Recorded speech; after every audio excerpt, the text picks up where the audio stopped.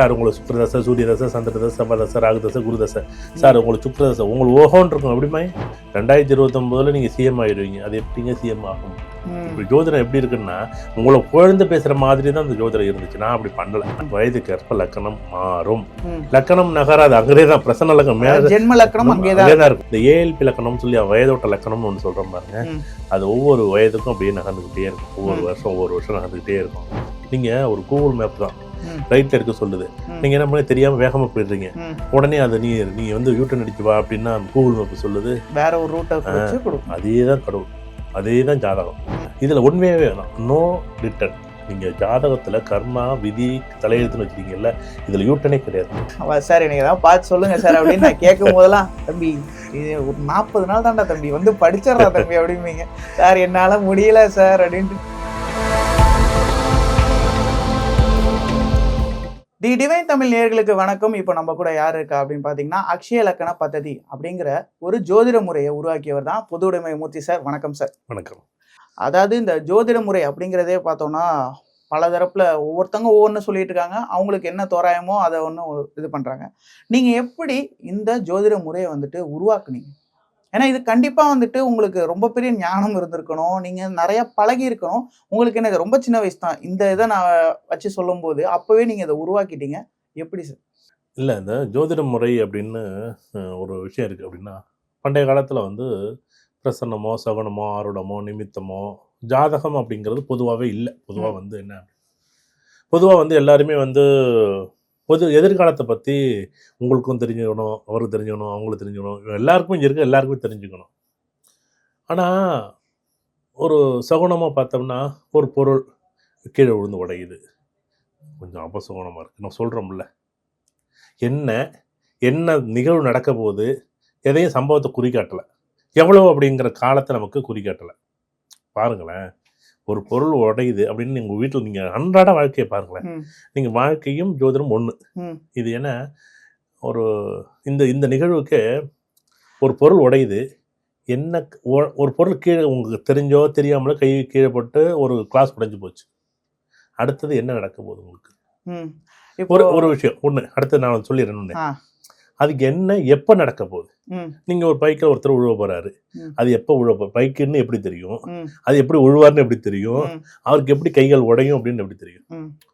அப்போ என்ன நிகழ்வு நடக்க போகுதுன்னு தெரியல, ஆனால் எப்போ நடக்க போகுதுன்னு தெரியல. நம்மளை உணர்த்துது. அது இன்டர்ஸ்டெல்லார் படத்தில் அந்த டெசராக்ட்ல இருந்துட்டு உணர்த்துவல்ல, போகாதன்னு அவரே அவருக்கு உணர்த்துவார், அந்த மாதிரி எடுத்துக்கலாமா? அதேதான். இப்போ இப்படி ஒரு ஜோதிட முறை இருந்த காலமும் இருந்துச்சு. இது நம்ம சகுனமாக எடுத்துக்குவோம். அடுத்தது வந்து நம்ம பிரசன்னமா, நீங்கள் வந்து ஒரு கேள்வி கேட்குறீங்க, எப்போ நான் கல்யாணம் எப்பப்பா நடக்க போகுது? இப்போ நீங்கள் ஏதோ ஒரு செய்தி, ஒரு தகவல் வருது அப்படின்னா நீங்கள் ஏதாவது ஒரு புத்தகத்தை எடுத்து பரட்டலாம், ஒரு பேப்பர் எடுத்து பரட்டலாம். அதில் ஏதாச்சும் வந்து திருமண வாழ்த்து மடல் அப்படின்னு, எப்படி திருமண வாழ்த்து மடல் அப்படின்னு வந்துச்சுன்னா கொஞ்சம் கூடிய விரைவில் நடந்துடும். எப்போ நடக்கும்? அப்போ இது என்ன கேள்வி நடக்கும்னு சொல்ல முடியாது. எப்பன்னு ஒரு கேள்வி கொஸ்டின் வந்துச்சு பாருங்க, நாளைக்கு நடக்கலாம், ஒரு மாதத்தில் நடக்கலாம், ஒரு வருஷத்துலையும் நடக்கலாம். அது எப்படியும் ஒரு வருஷத்துக்குள்ள அந்த செய்தி திருமணம் நடந்துடும். இது ஒரு வகை. இப்படிதான் ஜோதிட முறை வளர்ந்த விதமே இப்படிதான். ஒரே நாளில் வந்து இந்த ஜோதிடம் வந்து ஏதோ ஜீம்பூம்பா மாரியெல்லாம் வளர, இது நூற்றாண்டுகள் சங்க இலக்கியங்கள் தொற்று நடந்த நிகழ்வுகள் வந்து ஒவ்வொரு காலகட்டத்துக்கும் இப்படி பரிணாமம். இப்படியெல்லாம் நடக்கும்போது ஜாதகம்னு ஒன்று வந்துட்டு இப்போல்லாம் இதெல்லாம் கடந்த காலத்தில் ஒரு 200-300 வருஷத்தில் நமக்கு இதெல்லாம் ஒரு தோராயமாக நம்ம பார்த்த விதத்தில், ஏன்னா இவ்வளோ தூரத்தில் தான் நமக்கு தெரியுது. 600 வருஷம் 500 வருஷமாக தான் தெரியுது. இது 2000 வருஷத்துலேருந்து தொடர்ச்சி இருக்கான இருக்குது. இப்போ இங்கே என்ன நடக்குது அப்படின்னா, ஒரு ஜாதகம், உங்களுக்குன்னு ஒரு ஜாதகம் இருக்குது. இப்போ நீங்கள் என்ன பண்ணுறீங்க, இதெல்லாம் நடக்குங்க சார், உங்களுக்கு சுக்கிரதசை, சூரியதசை, சந்திரதசை, செவ்வாதசை, ராகுதசை, குருதசை, சார் உங்களுக்கு சுக்கிரதசை உங்களுக்கு ஓஹோன்னு இருக்கும். எப்படிமா இங்கே அந்த காலத்தில் வந்து நான் வந்து உங்களை வந்து எப்போ பார்த்துரு அப்படின்னு சந்தோஷம் சொல்கிறேன்னு வச்சுங்களேன், நீங்கள் பார்த்து என்னப்பா அப்படி சொல்கிறா மூர்த்தி அப்படிம்பீங்க. ஆனால் உங்களுக்கு சுக்கிரதசை நடக்குது, சந்தோஷம், உங்களுக்கு அப்படியே எல்லாமே அப்படியே குழு நடக்கும், வீடு வண்டி வாங்க சொத்து சோகம் கல்யாணம் எல்லாம் சூப்பராக நடக்கும். எத்தனை கல்யாணம் பண்ணுவீங்க? கல்யாணம் பண்ணிட்டு வந்திருப்பான் அவனே, 22 வயசில் இந்த பொண்ணுக்கு கல்யாணம், பையன் கல்யாணம் நடந்திருக்கும். சுக்கிரதசை நடந்தால் மறுபடியும் கல்யாணம் நடக்குமா என்ன? அப்போ நம்ம வயதுக்கு தகுந்த மாதிரி ஒரு கேள்வியை அமைக்கணும். அப்படின்னு என்ன நடந்த நிகழ்வு உண்மை, இது நடக்கலை, இது நடந்துச்சு அப்படின்னு ஒரு இது ஒரு நீங்கள் ப்ராக்டிக்கல் லைஃப்பை பார்த்தாலே போதும். இப்போ உங்கள் லைஃப்பில் வந்து இது நடந்துச்சு, இது உங்களுக்கு தெரியும். உங்கள் ஜாதகமும் உண்மைன்னு தெரியுது, உங்கள் லைஃப்பில் நடந்த நிகழ்வும் தெரியுது. இது ரெண்டுக்கும் பொருத்தமான ஒரு நிகழ்வை தசாபத்திலையோ ஜாதகத்திலே பொருத்தி பார்த்தா பொருந்தலை. 2029 நீங்கள் சிஎம் ஆகிடுவீங்க. அது எப்படிங்க சிஎம் ஆக முடியும்? நீங்கள் 2022 எம்எல்ஏ ஆனீங்க, கரெக்டுங்க. எம்எல்ஏ ஆனது கரெக்டாக இருக்குங்க. 2026 நீங்கள் எம்எல்ஏ ஆக முடியும், இல்லை ஆக முடியாதுன்னு சொல்லலாம். 2029 நீங்கள் வந்து மன்னர் ஆகிடுவீங்க. எப்படி மன்னர் ஆகணும்? மன்னராஜே இல்லையே. இப்போ ஜோதிடம் எப்படி இருக்குன்னா, உங்களை குழந்தை பேசுகிற மாதிரி தான் அந்த ஜோதிடம் இருந்துச்சு. நான் அப்படி பண்ணலை. நான் என்ன பண்ணேன் அப்படின்னா, ப்ராக்டிக்கல் லைஃப் இங்கே எடுத்துக்கிட்டேன், நடந்த நிகழ்வுகளை எடுத்துக்கிட்டேன். இங்கே நடக்க போகிற நடந்த நிகழ்வுகளோட தொடர்புடைய ஜாதகங்கள் பொருத்தமாக இருக்கா? அப்போ ஏன் பொருந்தலை? சில விஷயம் பொருந்துனுச்சு, சில விஷயம் பொருந்தலை. அப்போ நான் என்ன பண்ணுறேன், பொருத்தமான ஒரு நிகழ்வு ஏற்படுத்துகிறேன். அப்போ வயதோட்ட லக்கணம், வயதுக்கேற்ப லக்கணம் மாறும், நகரும். லக்கணம் நகராது, அங்கே தான் பிரசன்ன லக்கணம், ஜென்ம லக்கணம் அங்கே தான் இருக்கும். இந்த ஏஎல்பி லக்கணம்னு சொல்லி வயதோட்ட லக்கணம்னு ஒன்று சொல்கிறோம் பாருங்க, அது ஒவ்வொரு வயதுக்கும் அப்படியே நகர்ந்துக்கிட்டே இருக்கும். ஒவ்வொரு வருஷம் நகர்ந்துக்கிட்டே இருக்கும். அப்போ ஒரு வருஷம் இப்போ நீங்கள் மேஷ லக்கணத்தை பிறந்தா 30 வயசுன்னா நீங்கள் மிதுன லக்கணம். நீங்கள் மேஷ லக்கணத்தில் உட்காந்துக்கிட்டு அது எப்படிங்க நீங்கள் பலன் பார்க்க முடியும்? இப்போ நான் மிதுன லக்கணம் பிறக்கும்போது 30 வயசு வச்சுங்க, உதாரணமாக 25 வயசு வச்சுங்களேன். 3 கட்டம் தள்ளி போட்டு சிம்ம லக்கணம் வச்சுங்க. சிம்ம லக்கணத்தோட அந்த பவர், நான் சொல்கிறது வந்து சார் என்ன சிம்ம லக்கணம் மாதிரி தோற்றம் இல்லையே அப்படின்னு கேட்கக்கூடாது. சிம்ம லக்கணம் மாதிரி பவர் என்னன்னா, நான் தனிப்பட்டு நான் தான் நிற்கணும். இப்போ சூரியன் என்னன்னா தனிச்சு நிற்பார். இப்போ சந்திரன் தனிச்சு நிற்க மாட்டார். ஏன்னா அவருக்கு துணை வேணும். அவருக்கு எப்பயுமே வந்து துணைக்கோளாக இருக்கும்போது சந்திரன் என்ன பண்ணுவார், யாரையும் சார்ந்தான் இருக்கணும். அந்த சூரியனுக்கு ஒரு பிரகாசம் சந்திரனுக்கு கிடையாது. சந்திரன் என்ன பண்ணுவார், இப்போ ஒன்றும் இல்லை, நீங்கள் வந்து இப்போ சந்திரதசை நடக்குதுன்னு வச்சுங்களேன், ஒன்றும் லாஜிக் அவ்வளோதான். சந்திரதசை வைஸ் பிரசிடென்ட் ஆகிடு, சூரிய தசை தான் பிரசிடென்ட் ஆகிடு. புரியுது. இவ்வளவுதான் லாஜிக், ஜோதிடமே இவ்வளவுதான். ஆனா நம்ம என்ன பண்றோம்னா, அந்த ஜோதிடத்தை அப்படியே போட்டு வளைச்சு அப்படியே ஒரு கஷ்டப்பட்டுக்கிட்டு அப்படியெல்லாம் ஒன்றும் இல்லை. இந்த வாழ்க்கை முறையை நீங்க புரிஞ்சுக்கிட்டீங்கனால ஜோதிடம் புரிஞ்சிடும். அப்ப சூரியனுக்கு தனிப்பட்ட பவர் இருக்கு. அப்ப சிம்ம லக்கணம் அப்படின்னு வந்துச்சுனால யாரு பற்றியும் கேட்க மாட்டார். நீங்க சந்தோஷா இருக்கட்டும், அவரா இருக்கட்டும், இவரா இருக்கட்டும், எப்படி எல்லாம் நீ சிம்ம லக்கணம் வந்துச்சு, நான் தான் எல்லாம், நான் யார் தெரியுமா, நான் அப்பா அப்படியே அப்படியே பெருசா அப்படியே பேசி இப்படிங்க நடக்கும். சூரியன் நல்ல இடத்துல இருந்துச்சுன்னா நீங்க நினைக்கிறதெல்லாம் நடக்கும். சூரியன் வந்து உங்க ஏஎல்பி லக்கணத்துக்கு, அச்சய லக்கணத்துக்கு உதாரணமா ஒரு 7 8 9 10 இருக்குன்னா, 8 இருக்கும்போது முரண்டிக்கிட்டு நான் என்ன தெரியுமா, நான் யார் தெரியுமா, என்கிட்ட திறமை இருக்கு. என்ன திறமை இருந்தா தானே? சூரியன் தான் பவர் தான் இருக்கு. இரவுல சூரியன் தெரியுமா? இன்னொரு பக்கத்துக்கு விட்டு இப்போ எப்படி தெரியும்? சூரியனுக்கே இந்த நிலைமை தானே. சூரியன் நமக்கு நம்ம பார்க்குற விதம் அப்படி இருக்கு. சூரியன் மறையவே இல்லை. இவங்க என்ன சொல்ல, சார் சூரியன் மறைஞ்சு போச்சு சார், சூரியன் மறையலைன்னா நம்ம மறைஞ்சிருக்கோண்டா. இது லாஜிக்கே பாருங்களேன். சூரியன் மறையுதான், எங்கேயும் மறையாது பாருங்களேன். இன்னொரு பக்கத்து அந்த பூமி சொல்லும் போது என்ன பண்ணுது, நம்ம கண்ணுக்கு அது மறையுது. அவ்வளவுதான். இந்த மாதிரி இந்த ஜோதிடங்கிறது வந்து நடந்த நிகழ்வு உண்மை, ஜாதகம் உண்மை. இது பொருத்தமான ஒரு வயதோட்ட லக்கணத்தை பொருத்தி வச்சேன், கரெக்டாக மேட்ச் ஆனிச்சு. அதை விட்டு இதை நீங்கள் எடுத்துங்க. உடனே எடுத்துக்குவாங்களா என்ன? ஏற்றுக்கவே இல்லை. ஏற்றுக்கிட்டாலும் சரி, ஏற்றுக்கலனாலும் சரி, நான் நல்லா 100 பேர் நீங்கள் ஜோதிடர் படிங்க, இல்லை பொதுமக்கள் படிங்க. நான் வந்து ஒன்று என்கிட்ட இருக்குன்னு உங்கள்கிட்ட சொன்னால் தானே புரியும். நீங்கள் இதை படித்து பார்த்தா தானே உண்மைன்னு சொல்ல முடியும். இது உண்மைன்னு சொன்னால் தானே உங்களுக்கு மக்கள் பயன்படும். அதோட்டு இந்த வயதோட்ட லக்கணம் தான் இன்றைக்கி ஜாதக முறைகளில் இன்றைக்கி மக்களுக்கு அதிகமாக பயன்படுது. இதை நீங்கள் படித்து தெரிஞ்சிங்க அப்படின்னு ஒரே வழியை முடிச்சிடுறது. நீங்கள் ஜாதகம் பார்க்காதீங்க, ஒவ்வொரு தடையும் பார்த்து எத்தனை தடவை பார்ப்பீங்க. அதெல்லாம் உங்களுக்கு நானே சொல்லி கொடுத்துட்றேன். ஒரு தடவை பார்த்துங்க. நீங்கள் ஒரு ஃபிசிக்ஸை படிக்கிறீங்க, கெமிஸ்ட்ரி படிக்கிறீங்க, ஆனால் அது வந்து உங்களுக்கு வாழ்க்கைக்கு பயன்படலைன்னு நான் ஒரு கேள்வி வைப்பேன். அதே மேத்ஸ் படிக்கிறீங்க, ஆனால் நம்ம வாய்ப்பாடு படித்தது கூட பயன்படும். ஆனால் நம்ம 10வது படித்த மேத்தமேட்டிக்ஸோ 10வது படித்த ஒரு தேட்டரமோ நமக்கு வந்து வாழ்க்கையில் எங்கேயும் பயன்படுமானா அது கணக்கு முறைகள் தான். ஆனால் இது ஜோதிடம் அப்படி கிடையாது. நீ பிறந்ததுலேருந்து கடைசி காலம் வரைக்கும் இந்த ஜோதிடம் எப்படி தெரியுமா இருக்கும், அப்படி பயன்படும். நாளைக்கு ஒரு முடிவு எடுக்க போகிறீங்க, நல்லதாக கட்டாதான் எப்படி முடிவு எடுப்பீங்க? ஒரு மலை மேலே ஒரு அதிசயம் இருக்குது, அந்த அதிசயத்தை போக போகிறீங்க. அந்த அதிசயமே இல்லைன்னா நீங்கள் எப்படி ஏறுறது? கஷ்டம் இல்லையா? சரி சார், நீங்கள் சொல்கிற அதே வழிக்கே நான் வரேன்.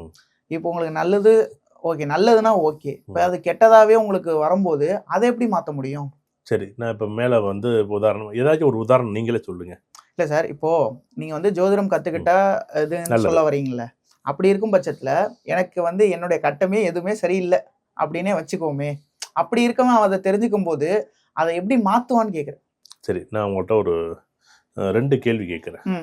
உதாரணமாக ஒரு டாக்டர் ஒரு ஒரு வயிறு வலி வருது, அவருக்கு அந்த மாத்திரை எடுத்து போட்டு தெரியுமா, போட மாட்டாரா, போடுவாரா? புரியல சார். ஒரு டாக்டருக்கு ஒரு வயிறு வலி வருது, அவர் மாத்திரை எடுத்து போட்டுவாரா, இல்லை வேற இல்லை வயிறு வலிக்குன்னு அப்படியே படுத்திருப்பாரா? வயிறு வலிக்குதுன்னு அப்படியே படுக்க மாட்டாங்க, கண்டிப்பாக மாத்திரை அதுக்கு எடுத்துப்பாங்க தான். ஏன் அவர் அப்படி படுத்துருக்க வேண்டியதுன்னு? படுத்துருக்க வேண்டியதுன்னு. அதுமாதிரி தான் ஜோதிடமும். ஓகே, நீங்கள் காலத்தை படிச்சுக்கிட்டீங்கன்னா, நீங்கள் அதுக்கு தகுந்த ஒரு பள்ளம் இருக்குன்னு வச்சிங்களேன், நான் ஏங்க போகிறேன், நான் ஏன் போகணும், அவ்வளோதான் லாஜிக்கு, வேற ஒன்றுமே கிடையாது, இவ்வளோதான் லாஜிக்கு. இல்லை, நிறைய பேர் வந்துட்டு விதியை மாற்ற முடியாது, உனக்கு இதானா இதான் அப்படின்லாம் சொல்கிறாங்களே, அதனால இந்த கேள்வியை நான் வைக்கிறேன். கரெக்டு, நீ கேட்குற கேள்வி கரெக்டு. நான் தான் சொல்கிறேன்ல, உங்களுக்கு ஒரு விஷயம் தெரிஞ்சு போச்சு, ஒரு விஷயம் படிச்சுட்டீங்க. நீங்கள் வந்து நான் ஒரு உதாரணமாக நீங்கள் ஒரு மலையில் ஒரு காட்டில் பகுதியில் போயிட்டுருக்கீங்க, ஒரு பலகையில் என்னமோ எழுதிருக்கு, நீங்கள் என்ன பண்ணுறீங்க, ஏதோ ஒன்று எழுதிருக்கு, உங்களுக்கு தமிழில் எழுதலை, ஏதோ ஒரு மொழியில் எழுதிருக்கு, நீங்கள் உள்ளார போய்கிட்டே இருக்கிறீங்க. உள்ளார போனோடனே அங்கே வந்து பார்த்தீங்கன்னா அந்த காட்டுள்ள சிங்கம், புலி, கரடி எல்லாம் நிற்கிது. அங்கே ஒருத்தர் மரத்து மேலே உட்காந்துட்டு, ஏப்பா வெளியில் ஒரு போர்டு இருக்குது, நீ படிக்கலையான்னு கேட்குறாரு. அங்கே என்னமோ எழுதிருக்கு, எனக்கு தெரியாமல் வந்துட்டேன் அப்படிங்கிறாரு. இன்னொருத்தர் என்ன பண்ணுறாரு, வெளியில் போகும்போது அந்த மொழி தெரிஞ்சிருக்கு, ஏதோ ஒரு மொழி, இங்கிலீஷோ ஹிந்தியோ தெலுங்கு மலையாளமோ கன்னடமோ, அவர் படிச்சுட்டு அங்கே உள்ளார காட்டுகளே போகல. நீங்கள் என்ன பண்ணுறீங்க, நான் போர்டில் என்ன எழுதின்னு தெரியலையே அப்படிங்கிறீங்க. நீங்கள் என்ன பண்ணுறீங்க, போர்டில் என்ன எழுதிருக்கு எனக்கு தெரியலையே, போர்டில் எழுதிருக்குல்ல, போர்டில் எழுதி தெரிஞ்சிருந்துச்சா நீங்கள் உள்ளார போவீங்களா? அவ்வளோதான் வாழ்க்கை. படிக்க தெரிஞ்சிருந்தா, படிச்சிருந்தா, படிப்பு மட்டும்தான் என் வாழ்க்கையை மாற்றும். இதை மாற்றினா அதை மாறிடும், அதை மாற்றினா அதை மாறிடும், எதுவும் மாறாதீங்க, நீங்கள் படிப்பு மட்டும்தான் வாழ்க்கையை மாற்றும். அதுதான் ஜோதிட படிங்கன்னு சொன்னதுக்கு காரணம். சப்போஸ் எனக்கு அந்த மொழி தெரிஞ்சிருந்துச்சுன்னா, ஆஹா இந்த பக்கத்தில் பெரிய அளவு ஒரு பள்ளத்தாக்கு இருக்குது, ஒரு புதக்குழி இருக்குது, பெரிய அளவில் ஒரு காட்டில் வந்து பெரிய மிருகங்கள்லாம் இருக்குது அப்படின்னு எழுதிருக்கு, நான் போக மாட்டோம். இந்த இடத்துல வந்து ஒன்று கேட்க வருது என்னன்னா, நீங்கள் பலதரப்பான மக்களோட ஜாதகத்தை பார்த்துருப்பீங்க, அவங்களுக்கு நிறைய விஷயங்கள் சொல்லி நீங்கள் அவங்களுடைய வழித்தடத்தையும் மாற்றி விட்டுருப்பீங்க. இப்போ நான் கேட்க வர்றது என்னன்னா, ரொம்ப அதாவது இந்த ஜாதகத்தை பார்த்து இது ரொம்பவே சுமார்னு இருந்த பட்சத்துலையுமே அவர் வந்து இந்த நிலைமைக்கு வந்திருக்காரு அப்படின்னு ஏதோ உங்களால எக்ஸாம்பிள் சொல்லுங்க. நீங்கள் அப்படி ஒரு நபர் வரவே மாட்டாருங்க தான் என் கான்செப்ட். அதுதான் கான்செப்ட். நீங்கள் வரணும் அப்படின்னாலும் அதுக்கு அவங்க ஜாதகத்தில் அமைப்பு இருந்தானே நீங்கள் வருவீங்க. தெரியுதா? நீங்கள் நான் உங்களுக்கு முன்னாடியே உங்களுக்கு வந்து ஒரு விஷயத்தை நான் சொல்லி கொடுத்துட்றேன். நீங்கள் என்ன பண்ணுறீங்க, நேரம் நல்லா இருக்கிற வரைக்கும் அதை கடைபிடிப்பீங்க, நேரம் நல்லா இல்லைன்னா கடைபிடிப்பீங்க, இல்லைன்னா கடைபிடிக்க மாட்டீங்க. அவ்வளோதான் கான்செப்ட். நீங்கள் சந்திக்கிறது கூட, நீங்கள் படிக்கிறது கூட, பார்க்குறது கூட, கேட்குறது கூட, சொல்கிறது கூட, இங்கே எல்லாமே அது விதியில் உள்ளார தான் இருக்கும். ஆனால் அந்த விதிக்கு உட்பட்டதான் அந்த மதி. ஆனால் அந்த மதி இருந்தால் விதியை வெல்லலாம், ஆனாலும் அதற்கும் ஒரு விதி வேணும் அப்படின்னு தான் அடிக்கடி நாங்கள் சொல்கிறோம். விதி கதி மதி. நம்ம விதி மதி ரெண்டுமே பேசினா போதும். நம்ம விதி இருந்தால் விதி தான் எல்லாமே நடத்துது, அந்த விதியை வந்து வெல்லலாமான்னா மதியை வெல்லலாம், ஆனால் அதற்கும் ஒரு விதி வேணுங்கிறது தான் நம்ம இன்றைக்கி சொல்கிறது. நம்ம கவனமாக புரிஞ்சுக்கணும். வாழ்க்கையில் கண்டிப்பாக அது வந்து மாற்ற முடியுமானா முடியும், நீங்கள் மாற்ற முடியாதுன்னா முடியாது. இதில் வந்து நீங்கள் இதில் நான் படித்தா முதல் பரிகாரமே நம்பிக்கை தாங்கிறீங்க. நம்பிக்கைங்கிற ஒரு விஷயத்தை தூக்கி ஒரு பக்கம் வைங்க. நீ படிக்கலை, படிக்க முடியும்ல. நமக்கு எல்லாருக்கும் தமிழ் மொழி தெரியும், தமிழில் தானே படிக்கிறோம், ஜோதிடம் தமிழில் தான் இருக்குது. இவங்க என்ன பண்ணுறாங்கன்னா, நீங்கள் இன்றைக்கி ஒன்றும் இல்லை, நான் ஒரு உதாரணத்துக்கு சொல்கிறேனே, நம்ம எல்லோரும் படிச்சிருக்கோம், இங்கே இருக்கிற எல்லாருமே படிச்சிருக்கோம். நீ படித்த வேலைக்கான வேலையை பார்க்குறீங்களா? யாரும் இந்த வீடியோ பார்க்குறவங்க என்ன கேட்டு பாருங்க. நம்ம என்னமோ ஒரு 15% 20% பேர் வேணா அதிகபட்சமாக இந்த டாக்டரு, இந்த வக்கீல், இந்தமாரி தொழில்துறை சம்மந்தப்பட்ட படிப்பு படிச்சிருக்காங்க பாருங்க, அவங்க மட்டும்தான் அந்த வேலை போவாங்க. நீங்கள் ஒரு டிகிரி படிச்சிருப்பீங்க, குடும்ப சூழ்நிலையால் நம்ம வேற ஏதோ ஒரு டிகிரி படிச்சுட்டு நம்ம வேற ஒரு வேலைக்கு வந்திருப்போம். நீங்கள் பிஏ ஒன்று படிப்பீங்க, எம்ஏ ஒன்று படிப்பீங்க, எல்லாம் கிராஸ் மேஜராக படிச்சிருப்பீங்க. நீங்கள் படிக்கிற படிப்பே நம்ம சரியாக படிக்கலைங்கிறத கேள்வி. நம்ம 10வதுலேயே படிச்சிருக்கணும், ரெடியாக இருந்துக்கணும், 12வதுலேயே திட்டமிட்டு இருக்கணும். நம்ம 12th அழகாக நம்ம பிளானிங் போட்டிருந்தோம்னா நம்ம 12th முடிச்ச டிகிரியில் நம்ம அச்சீவ்மெண்ட்டுங்கிற ஒரு விஷயத்தை ஆட் பண்ணியிருக்கலாம். நீ 10வது வரையும் படித்தாலே போதும், 12வது வரையும் படித்தாலே போதும், நீங்கள் டிப்ளமோ படிச்சுட்டு நீ வேலைக்கு போயிடு. நீங்கள் சரியான பிளானிங் கிடையாது. நீங்கள் ஆனால் நீங்கள் என்ன பண்ணுறீங்கன்னா, படித்து முடிச்சு 15 வருஷம் கழிச்சு தான் எனக்கு வேலை கிடைக்குமான்னு கேட்குறீங்க. அதுதான் எனக்கு நீங்கள் ஆரம்பிக்கும் போதே சரியான பாதையில் போக ஆரம்பிச்சிட்டிங்கன்னா நீங்கள் என்னை கேட்க வேண்டிய அவசியமே இல்லைங்கிறத. நீங்கள் 15 வருஷம் படித்து முடிச்சது பிறகு நீங்கள் டிப்ளமோ முடிச்சு, டிகிரி முடித்து, நீங்கள் பிஏ படித்து, எம்பிஏ முடிச்சிட்டிங்க, நீங்கள் 15 வருஷம் வேலை கிடைக்கலன்னு கேட்டிங்கன்னா நான் என்ன சொல்லுவேன், சார் கிடைக்கிற வேலைக்கு போ. புரியுது சார். அப்போ 10வது நீங்கள் திட்டமிட்டு இருந்தா, ஓ சந்தோஷ் உங்களுக்கு வந்து மெக்கானிக்கல் தான் ஒத்து வரும், டிப்ளமோ மெக்கானிக்கல் தான் ஒத்து வரும், படிச்சிங்கன்னா 62,000 சம்பளம் தான் வாங்க முடியும் உங்களுக்கு அதிகபட்சமாக. இதுதான் உங்கள் வாழ்க்கை, 2 பிள்ளைங்களோட லேட் மேரேஜில் கல்யாணம் நடக்கும், போய் வாழ்ந்துக்க, ஒரு 10 வருஷம் 20 வருஷம் இதுதான் உங்கள் வாழ்க்கை, இப்படி திட்டமிட்டுக்க. நீ திட்டமிடாமல் 15வது வருஷத்தில் எட்ட வந்து நீ கேட்டிங்கன்னா நான் எங்கே திட்டம் இருக்கிறதுக்கு தான் வழி சொல்ல முடியும். நீ காட்டுக்குள்ள பாதை மாறி வந்துட்டீங்க, அந்த பாதை நான் என்ன பண்ணுறேன், அந்த இடத்துலேருந்து தான் நான் உங்களை தீர்மானிக்க முடியுது. நீ 10 வயசில் திட்டமிட்டு இருந்தா, 10 வயசுல நீ டிப்ளமோ போயிருந்தா, டிப்ளமோ மெக்கானிக்கல் போயிருந்தா நல்லா இருந்திருக்கும்ல. உனக்கு இதுதான் வரும் அப்படிங்கிறது உன்னுடைய ஜாதகத்திலே இருக்கு. நீங்க என்னென்ன ஆசைகள் உங்களுக்கு ஒன்று இருக்கும். நீங்க ஒரு கூகுள் மேப் தான், கூகுள் மேப்ல போறீங்க, ரைட்ல இருக்க சொல்லுது, நீங்க என்ன பண்ண தெரியாம வேகமா போயிடுறீங்க, உடனே அதை நீ வந்து யூட்டன் அடிச்சு வா அப்படின்னா கூகுள் மேப் சொல்லுது வேற ஒரு ரூட்டை கொடுக்கும். அதே தான் கடவுள், அதே தான் ஜாதகம். நீ இந்த ரூட்டில் போயிட்டு இல்லை, நான் அடுத்த ரூட்டை உனக்கு காமிக்கிறேன், அதில் போ. அதில் போயிட்டு எனக்கு மேடாக இருக்குது, பள்ளமாக இருக்குது, குறுகலாக இருக்குது, வளைவாக இருக்குது, நெளிவாக இருக்குது, டிராஃபிக்காக இருக்குது. ஒன்று யாரையா போய் சொன்னது, நான் ரைட்டில் போய் சொன்னேன்ல. உங்கள் அப்பா சொல்லியிருப்பார், உங்கள் அம்மா சொல்லியிருக்கோம், உங்கள் சொந்தக்காரன் சொல்லியிருப்பான். நீங்கள் முடிவு எடுக்கக்கூடாது, உங்களுக்குன்னு வர சுய அறிவு இருக்குல்ல. உங்களுக்கு எது வரும் உங்களுக்கு எது வராதுன்னு உங்களுக்குலாம் தெரியும். ஆனால் நம்ம என்ன பண்ணுறோம் தெரியுமான்னு, யாரெல்லாம் பேச்சு கேட்கக்கூடாது அவங்க பேச்செல்லாம் கேட்குறோம். இப்போ கேட்டுட்டு கடைசியாக வந்து 35 வயசில் 40 வயசில் எங்கள் அப்பா என்னை படிக்க வைக்கல, எங்கள் அம்மா அப்பயே படிக்க வச்சுருந்தா. பாதி பேர் பிள்ளைங்களோட இன்னைக்கு நிலைமை வந்து ஜோதிடம் வந்து இப்படி தான் உருவாக்கும். நான் ஒன்று சொல்கிறேன், கல்யாணத்துக்கு அம்மா ஜோதகத்தை எடுக்கவே எடுக்காதீங்க. என் பிள்ளைக்கு எப்படியாச்சும் என் பையன் கல்யாணம் நடக்குமா, என்னையும் போல் மருமக வருவாளா அப்படின்னு இந்த அம்மா ஜாதகம் தூக்கிட்டு வருவோம். நீ தயவு செய்து ஜாதகம் பார்த்தீங்கன்னா உன் பிள்ளை கல்யாணம் ஆகாது. நீ உன் பிள்ளைய வர சொல்லு, இல்லை உங்கள் அப்பா வீட்டுக்கார வர சொல்லு, பையனோட அப்பா வர சொல்லு. இந்த அம்மா என்ன பண்ணும், ரொம்ப ஆழ்ந்து பார்க்கும், என் மருமக இப்படி வரணும் இப்படி வரணும்னு. இப்படி நடக்கும். அதேமாரி படிப்புக்கு அப்பா சொல்லவே சொல்லாது, நீ இதுதான் படிக்கணும், நீ இப்படி தான் இருக்கணும்னு படிக்க சொன்னீங்கன்னா கண்டிப்பாக அது வந்து நாளைக்கு நல்லா இருக்காது. இந்த 2 விஷயம் தான் இப்போ மேஜராக போயிட்டு இருக்கு எல்லார் வாழ்க்கையிலையுமே. நீங்கள் படிப்பும் திருமணம், இந்த 2 விஷயமும் வேலை, இந்த 3 விஷயம் தான் இன்றைக்கி ரொம்ப மக்களுக்கு. ஏன்னா இளைஞர்கள் ஒரு 25 வயசுல 35 வயசு வரைக்கும் கடந்தது பிறகு 55 வயசு வந்து ஜாதகத்தை படித்தானே படிக்கலை.